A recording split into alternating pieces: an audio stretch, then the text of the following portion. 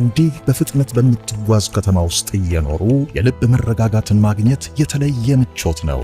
ሰላም የሚሰጥ የምቾት ስፍራ ለቤተሰቦ ኩራት ሲሆኑ ነገ መረጋጋትን ካለሙ ወይም በቀላሉ የተሻለ ህይወት መኖር ካሻው የአኮያ ቤቶች መገኛ አድራሻው ናቸው።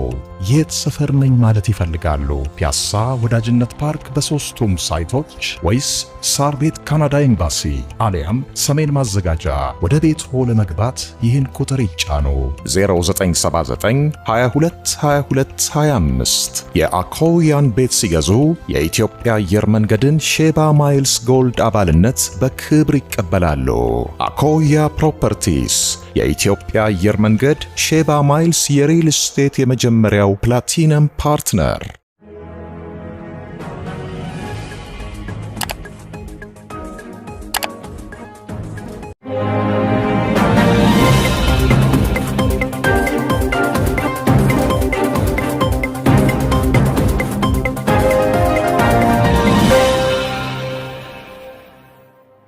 ጤና ይስጥልኝ ክቡራትና ክቡራን የዩቲዩብ ቻናል ቤተሰቦች፣ የሰዓቱን አጫጭር መረጃዎች ይዤ ቀርብ ያለው። የመካከለኛው ምስራቅ ውጥረት በከፍተኛ ሁኔታ ተባብሷል። አሁን በወጡት ሰበር መረጃዎች መሰረት የአሜሪካው የስለላው ተቋም CIA እና የእስራኤል የስለላ ተቋም የሆነው ሞሳድ እስራኤልን በተመለከተ ጥብቅ መረጃዎችን ለአሜሪካው ፕሬዝዳንት ዶናልድ ጄ ትራምፕ ማቅረባቸውና ይህ የስለላ ሪፖርት ምን አሳየ? የስለላ ሪፖርቱ ከተሰማ በኋላ የአሜሪካው ፕሬዝዳንት ዶናልድ ጄ ትራምፕ ከሰዓታት በፊት ወጥተው መግለጫ ሰጥተዋል። በመግለጫውም ኢራን ከመቼውም ጊዜ በላይ ተዳክማለች በማለት ገልጸው በውስጥ መስመር እያስለመኑኝ ነው፣ እንነጋገር እያሉኝ ነው ብለዋል። ይህንን ተከትሎ ደግሞ ኢራን በጋራ የኢራን ባለስልጣናት ተሰባስበው ይፋዊ መግለጫ ሰጥተዋል። እኛ ማንንም አልለመንም፣ ከመቼውም ጊዜ በላይ በጥንካሬ ቆመናል፣ የሚያጠቃንን ሁሉ ለማጥቃት የመቼውም ጊዜ በላይ ክንዳችን በርትቷል ሲሉ መግለጫ ሰጥተዋል።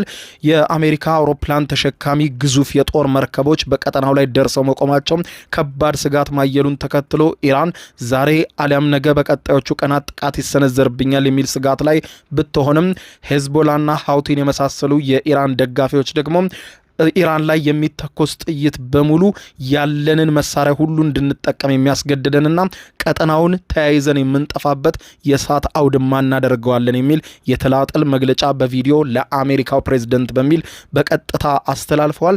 ቀጠናው ከፍተኛ ውጥረት ላይ በሚገኝበት በአሁኑ ሰዓት የተሰሙትን ሰበር መረጃዎች ዝርዝር እንደሚከተለው ላስደምጣችሁ፣ አብረን እናድምጠው። በቅድሚያም ሊፈነዳ ጫፍ ላይ የደረሰው የኢራንና የአሜሪካ ግጭት አዳዲስ መረጃዎች እየወጡ ነው።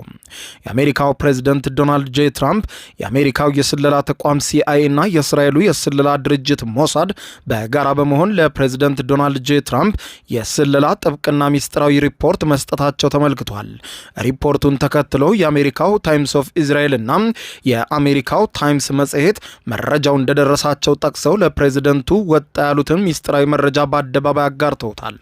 የስለላ ድርጅቶቹ ሪፖርት እንደሚለው የኢራን አብዮታዊ ዘብ እንደ አውሮፓውያን አቆጣጠር በ1979 ስልጣን ከተቆጣጠረበት ጊዜ ጀምሮ ልክ እንዳሁኑ ተዳክሞና ተንቀጥቅጦ አያውቅም የሚል መረጃ የሰጡ ሲሆን ስርዓቱ በታሪኩ እጅግ ደካማ ምዕራፍ ወይም ዊከስት ፖይንት ላይ ይገኛል ሲሉ ነው የስለላ ተቋማቱ በስለላ መረባቸው ደረስንበት ያሉትን መረጃ ለፕሬዝዳንት ዶናልድ ጄ ትራምፕ እንዳጋሩ የተገለጸው። የእስራኤሉ ታይምስ ኦፍ እስራኤል እንደዘገበው ከሆነ የአሜሪካ የደህንነት ተቋማትና የእስራኤል የስለላ ድርጅቶች ለፕሬዝዳንት ዶናልድ ጄ ትራምፕ በሰጡት ብሪፊንግ ወይም መግለጫ የኢራን መንግስት አቋም ከምንጊዜውም በታች ወርዷል የሚል ነው።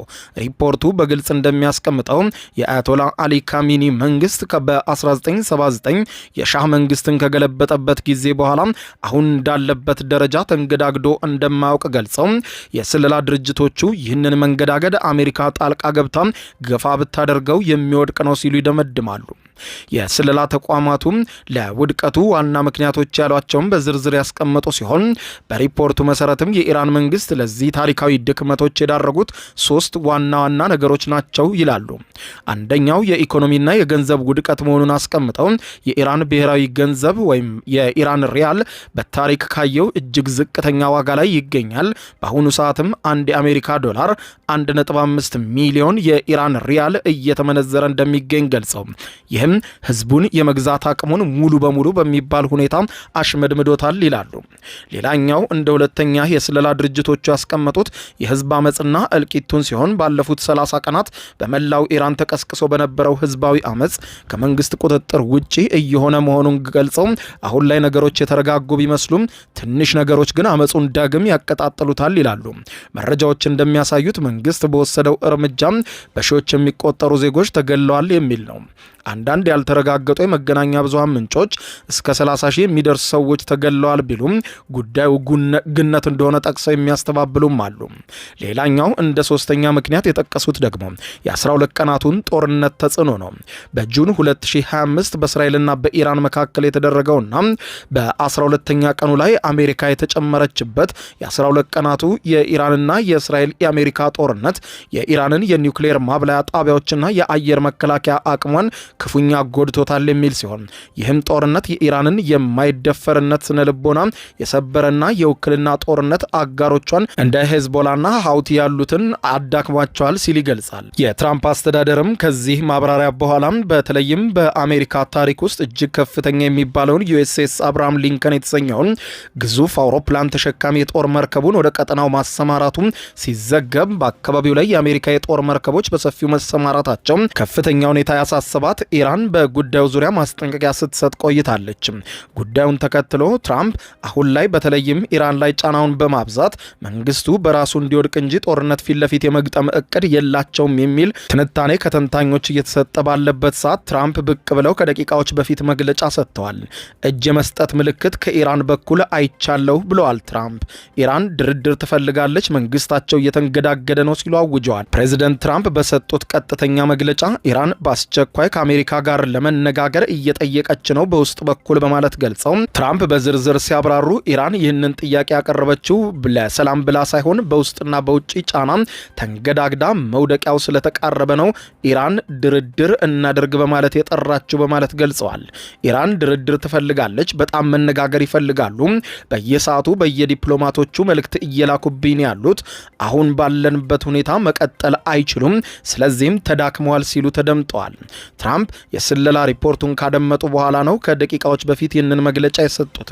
ትራምፕ በመግለጫቸው ላይ አጽንኦት የሰጡበት ነገር ቢኖር አሜሪካ ከኢራን ጋር ለድርድር በሩን ክፍት ብታደርግም ኢራን የኒውክሌር ጦር መሳሪያ እንዳትታጠቅ የተጣለባትን ቀይ መስመር በፍጹም እንደማታልፍ ማረጋገጥ አለባት ብለዋል። አንዳንድ ተንታኞች እንደሚሉት ኢራን ድርድር የምትፈልገው ጊዜ ለመግዛትና ራሷን ለማደራጀት ሊሆን ይችላል የሚል ስጋት በአሜሪካ በኩል በከፍተኛ ሁኔታ እንዳለ ገልጸው አሁን ኢራን ያለችበትን የኢኮኖሚና የጦር ኃይል መዳከም እንደ አድቫንቴጅ በመውሰድ መንግስቱን ሙሉ በሙሉ የመጣል እንቅስቃሴ በአሜሪካ በኩል እየተደረገ እንደሆነ ያመለክታል። ነገር ግን የትራምፕ አስተዳደር አሁን ኢራን የምትገኝበት ሁኔታ ለድርድር ሳይሆን እጅ ለመስጠት የሚገፋፋ በመሆኑ ከመደራደር ይልቅ መንግስቱ ላይ ከፍተኛ የሆነ ጫና በማብዛት በራሱ ጊዜ መንግስቱ በህዝቡ የሚወገድበትን ሁኔታ የመፈለግ እንቅስቃሴ ላይ ገብተዋል። የዜና እንደሚያመለክተው ትልቁ ነገር ኢራን በተለምዶ ታላቋ ሴጣን እያለች ስለምትጠራት አሜሪካ ጋር ትደራደራለች ወይ የሚል ነው። የሆነ ሆኖም ይህ መግለጫ ትራምፕ ከሰጡ በኋላ ከኢራን አስቸኳይ ምላሽ ተሰጥቷል። ትራምፕ ኢራን ተዳክማለች፣ ኢራን አሜሪካን መለመን ጀምራለች፣ በውስጥ በኩል በርካታ የተማጽኖ መልእክቶች እየደረሱ ነው ካሉ ከሰዓታት በኋላ ከኢራን ዋና መዲና ከቴሄራን የተሰማው ነገር ደግሞ ፍጹም የተለየ ነው። የኢራን ውጭ ጉዳይ ሚኒስትር ዲፕሎማቶችና ከፍተኛ ባለስልጣናት በጋራ በመሆን ከኢራን በሰጡት መግለጫ ለትራምፕ ንግግር እሳት የለበሰ መግለጫ ነው የሰጡት። እኛ አልተንበረከክንም ሲሉ መግለጫቸውን ጀምረዋል። ለጠቅላይ መሪው አሊ ካሚኒ ያለንን ታማኝነት እናሳያለን፣ እስከ መጨረሻው ድረስ ኢራንን እንከላከላለን ብለዋል። የጅምላ ታማኝነት ማረጋገጫ የሰጡት የኢራን ባለስልጣናት የኢራን መንግስት ወኪል በሆነው IRNA እንደገለጹት ከሆነ በኢራን የውጭ ጉዳይ ሚኒስቴር ውስጥ የሚገኙ ዲፕሎማቶች፣ አምባሳደሮች፣ ከፍተኛ የስራ ኃላፊዎችና የኢራን ከፍተኛ ባለስልጣናት የጋራ መግለጫ አውጥተዋል። በዚህ መግለጫቸው ለሀገሪቱ ጠቅላይ መሪ አያቶላ አሊ ካሜኒ ያላቸውን የማይናወጥ ታማኝነት በይፋ ያገለጹ ሲሆን ይህም ትራምፕ መንግስቱ እየፈራረሰ ነው፣ ውስጥ ለውስጥ ተለያይተዋል፣ የአያቶላ መንግስት እየተፈረከረከ ነው ላሉት ንግግር አንድነን አልፈራረስንም፣ በጋራ ቆመናል፣ በጋራ እንታገላቸዋለን የሚል መግለጫ አሰምተዋል። የትራምፕ ንግግር ማዋረድ ነው በማለት ባለስልጣናቱ ትራምፕን ተችተዋል። ኢራን ተዳክማለች፣ ድርድር ትፈልጋለች፣ በውስጥ በኩል እየተለመንን ነው ማለታቸው በጥብቅ አውግዘው ንግግሩ አዋራጅና ለኢራን ክብር የሌለው ነው በማለት ገልጸውታል። እናም ዓለም አቀፍ ሕግን የጣሰ ነው ሲሉም ጠርተውታል። እንደ ኢራን አባባል ከሆነ ትራምፕ ይህንን የሚናገሩት የኢራንን ሕዝብ ስነ ልቦና ለመምታት ፈልገው ነው ሲሉ ገልጸዋል። ደካማው ማን ነው ሲሉ በመግለጫቸው የጠቀሱት ኢራናውያን የቃላት ጦርነት በጣም የሚገርመው የዚህ መግለጫ ክፍል ትራምፕ ኢራንን ደካማ ነች ሲሉ የኢራን ባለስልጣናት ደግሞ ድክመቱ ያለው እናንተ ጋር ነው፣ እኛ ጋር አይደለንም። ኢራን እንደ ሁል ጊዜው በከፍተኛ ጥንካሬ ላይ ትገኛለች። የሚመጣ የትኛውንም አይነት ጥቃት ለመመከት በሙሉ አቅማችን ዝግጁ ነን ብለዋል። የአሜሪካ ንግግር የሚያሳየው የኢራንን ህዝብና የሬዚስታንስ ግንባሩን ጥንካሬ እንዴት ትዕቢተኛ ስርዓት እያርበደበደው እንደሆነ ነው። የትራምፕ መንግስት በራሱ ደንግጧል፣ በውስጥና በውጭም በከፍተኛ ሁኔታ ችግር ተደቅኖበታል ስትል ኢራን በመግለጫዋ ላይ ጠቅሳለች። ኢራን አሁንም በጂኦፖለቲክሱ የመቋቋም አቅም እንዳላት ለዓለም ለማሳየት መሞከሯን በዚህ መግለጫው ላይ ታይቷል። ይህ ምላሽ በዲፕሎማሲው ዓለም ክሎዚንግ ራንክ የሚባል አይነት ነው። አንድ መንግስት ከውጭ ከፍተኛ ጫና ሲበዛበትና ሊወድቅ ነው ሲባል የውስጥ አንድነቱን ለማሳየት የሚያደርገው እንቅስቃሴ ነው። ኢራን ድርድር ብትፈልግ እንኳን በድክመት ተገዳ እንደገባችበት እንዲታወቅ አትፈልግም። ስለዚህም ይህንን መግለጫ ለትራምፕ የተሰጠ የገጽታ ግንባታ መልስ ነው ሊባል ይችላል በማለት የመግለጫዎቹ ትንታኔ ያትታል። ትራምፕ ወድቀዋል ይላሉ፣ ኢራን ደግሞ እንዲያውም ተጠናክሬያለሁ ትላለች። በሌላ በኩል ደግሞ በመካከለኛው ምስራቅ ከፍተኛ ተጽዕኖ ያላቸው የየመኑ ሀውቲና ሄዝቦላ በድንገት ብቅ በማለት ላጋራቸው ኢራን ከኋላዋ እንደሚቆሙ ገልጸዋል። ኢራንን ከነካችሁ ቀጠናውን ወደ ሲኦልነት እንቀይረዋለን፣ ተያይዘን እንጠፋለን የሚል መልእክት ለፕሬዝደንት ዶናልድ ጄ ትራምፕ በቀጥታ አስተላልፈዋል። የየመን ሀውቲዎች የቪዲዮ ማስጠንቀቂያ በግልጽ ያስተላለፉ ሲሆን ከኢራን ታማኝ ወዳጆች መካከል አንዱ ሆነው የሚገለጹት የሀውቲዎች ቡድን አሜሪካን ቀጥታ የሚመለከት አዲስ የማስጠንቀቂያ ቪዲዮ በዛሬው ዕለት ከሰዓታት በፊት አውጥተዋል። ቡድኑ በለቀቀው አጭር የቪዲዮ መልእክት ላይ በባህር ላይ የምትቃጠል መርከብ ምስል አሳይቶ በቅርቡ የሚል ጽሑፍ አስፍሮበታል። ይህ መልእክት ግልጽ ነው። አሜሪካን በኢራን ላይ ወታደራዊ እርምጃ የምትወስድ ከሆነ ቀይ ባህር ወይም ሬድ ሲን ለንግድ መርከቦችና ለአሜሪካ ጦር መርከቦች የመቃብር ስፍራ ይሆናል በማለት መልእክታቸውን ገልጸዋል። ሌላ በኩል ሄዝቦላን ባስተላለፈው ጠንከር ያለ መልእክት ላይ በኢራን ላይ የሚከፈት ጦርነት ሽርሽር አይሆንም፣ የአሜሪካ ወታደሮችም መራራውን ሞት ከኛ ጋር ይቀምሳሉ፣ ተያይዘን ቀጠናውን ወደማይወጣበት ከፍተኛ ዳፋ ውስጥ እንከተዋለን ብለዋል። ይህ የሚያሳየው አሜሪካ ኢራንን ብትመታ ጦርነቱ በኢራን መሬት ላይ ብቻ ሳይሆን በኢራቅና በሶሪያ በሚገኙ የአሜሪካ ጦር ሰፈሮችም ላይ በከፍተኛ ሁኔታ ተስፋፍቶ የሚከፈት ነው ብለዋል። የትራምፕ እርምጃ አክሲሱን እያስተባበረው መሆኑን ተንታኞች ይናገራሉ። ብዙ ተንታኞች እንደሚሉት ባለፈው ሰኔ 2025 እንደ አውሮፓውያን አቆጣጠር ኢራን ከእስራኤል ጋር ባደረገችው የ12 ቀናቱ ጦርነት ወቅት ይህ የአክሲስ ኦፍ ሬዚስታንስ ቡድን ተዳክሞ ነበረ በማለት ሲገልጹ ቆይተው ነበር። አሁን ግን የትራምፕ ማክሲመም ፕሬዠር ወይም ከፍተኛ ጫናና የአውሮፕላን ተሸካሚ መርከብ ዩኤስኤስ አብርሃም ሊንከን በቀጠናው ላይ መታም ከበርካታ አውሮፕላን ተሸካሚ የጦር መርከቦች ጋር መቆሟ እነዚህን ኃይሎች እንደገና ተሰባስበው በጠንካራነት እንዲቆሙ አድርጓቸዋል ይላሉ። የጋራ ጠላት ሲመጣ የውስጥ ልዩነት በአስቸኳይ እንደሚጠፋ ይስማማሉ ተንታኞች። መሬት ላይ ያለው እውነታ ግን አሁንም ጥያቄ የሚያስነሳ ነው ይላሉ። ኃይሎቹ ያላቸውን አቅም የተነተኑ ባለሙያዎች እንደሚሉት ምንም እንኳን በ2025 እዚህም እዚያም በተደረጉ ጦርነቶች የተወሰነ አቅማቸው ቢዳከምም አሁንም ሚሳኤል የመተኮስና የባህር ላይ ንግድን በከፍተኛ ሁኔታ የማስቆም አቅም እንዳላቸው ይታመናል። ትራምፕ ይህንን አደጋ ወስደው ጥቃቱን ይቀጥላሉ ወይስ የእነዚህም ቡድኖች ዛቻ አሜሪካን ወደ ኋላ እንድትል ያደርጋታል የሚለው በቀጣይ ቀናቶች የሚታይ እንደሆነ ነው ተንታኞች የሚስማሙት። ያም ሆነ ይህ በቀጠናው ላይ የአሜሪካ ግዙፍ የጦር መርከቦች ወታደሮች በመርከብ ገስግሰው ደርሰዋል። ነገሮች ከቁጥጥር ውጭ እንዳይወጡ ከፍተኛ ስጋት ላይ ወድቀዋል። ትራምፕ ኢራንን ለማንበርከክ ሲሞክሩ መላው መካከለኛው ምስራቅ በእሳት ሊያያዝ የሚችልበት እድል ከመቼውም ጊዜ በላይ ተፈጥሯል።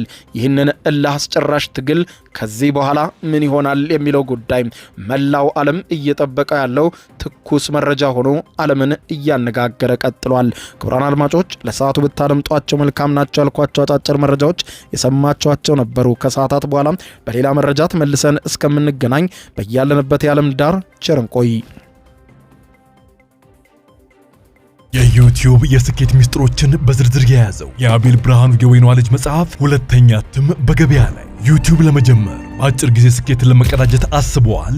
ዩቲዩብ ብጀምር ስንት ብር አገኘሁም ብሎ አስበዋል? እንግዲያውስ በዩቲዩብ 2 የወርቅ 3 የብር ሽልማቶችን ያገኘው የአቤል ብርሃኑ የወይኗ ልጅ የዩቲዩብ ሚስጥሮች መጽሐፍ በዝርዝር ሁሉንም ያብራራሉታል። ዛሬውኑ ገዝተው ህልሞን እውን የሚያደርጉበትን የዩቲዩብ የስኬት መንገድ ይጀምሩ። በሀገር ቤት አከፋፋይ አዲስ አበባ ሜክሲኮ ኮሜርስ መጽሐፍት መደብር። በውጭ ሀገራት ለምትገኙ ከአማዞን ላይ ብታዙ በቀናት ውስጥ ደጁ ይደርሳል። የአማዞን ሊንኩን እዚህ ቪዲዮ ኮሜንት ላይ ያገኙታል። የዩቲዩብ ሚስጥሮች ዘመኑ ጋር ተፈላጊ መጽሐፍ።